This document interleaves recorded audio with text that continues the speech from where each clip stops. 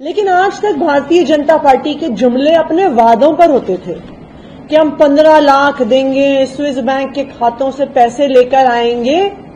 वादों पर जुमले करती थी भारतीय जनता पार्टी, लेकिन अब बजट में पैसा कहां से आएगा उस पर भी भारतीय जनता पार्टी ने झूठ बोलना शुरू कर दिया है, जुमलेबाजी शुरू कर दी है।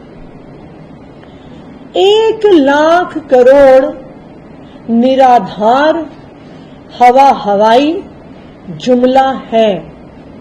भारतीय जनता पार्टी की दिल्ली सरकार के पास 1 लाख करोड़ की आय ना है ना हो सकती है।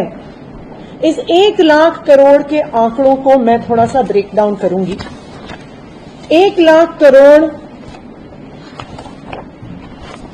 ये बजट एट अ ग्लांस जो मुख्यमंत्री जी ने पेश किया, उसमें उन्होंने सबसे पहले ये आंकड़ा दिया कि कहां कहां से पैसे आएंगे। सबसे पहला आंकड़ा है टैक्स रेवेन्यू। टैक्स रेवेन्यू में इन्होंने कहा है कि 68,700 करोड़ रुपए आएंगे, जो पिछले वित्त वर्ष से 10,000 करोड़ रुपए ज्यादा है।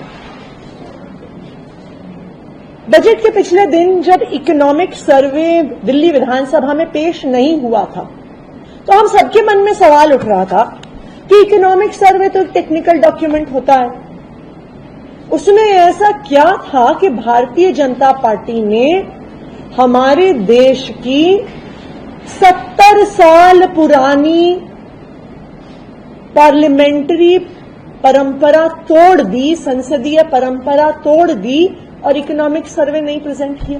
1951 से बजट का हिस्सा है इकोनॉमिक सर्वे। 1964 से बजट के डॉक्यूमेंट से अलग होकर बजट से पिछले दिन पेश होता है इकोनॉमिक सर्वे। लेकिन जब ये 68,700 करोड़ का आंकड़ा सामने आया, तब मुझे समझ में आया इकोनॉमिक सर्वे क्यों नहीं पेश हुआ। क्योंकि इकोनॉमिक सर्वे दिल्ली की इकोनॉमी की स्थिति बताता है।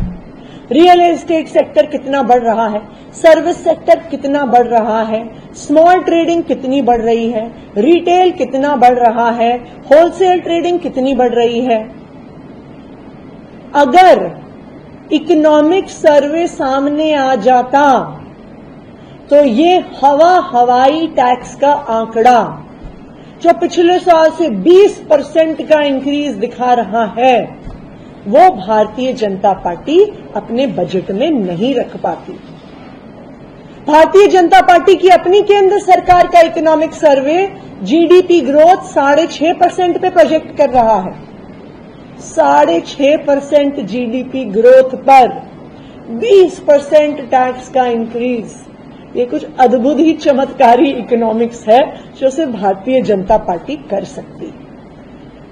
जो आंकड़ा एस्टिमेटेड टैक्स रेवेन्यू का भारतीय जनता पार्टी ने रखा है, ये बिल्कुल फर्जीवाड़ा है, निराधार है, और इसी की वजह से कल बजट से पिछले दिन इकोनॉमिक सर्वे को सदन पटल पर नहीं रखा गया।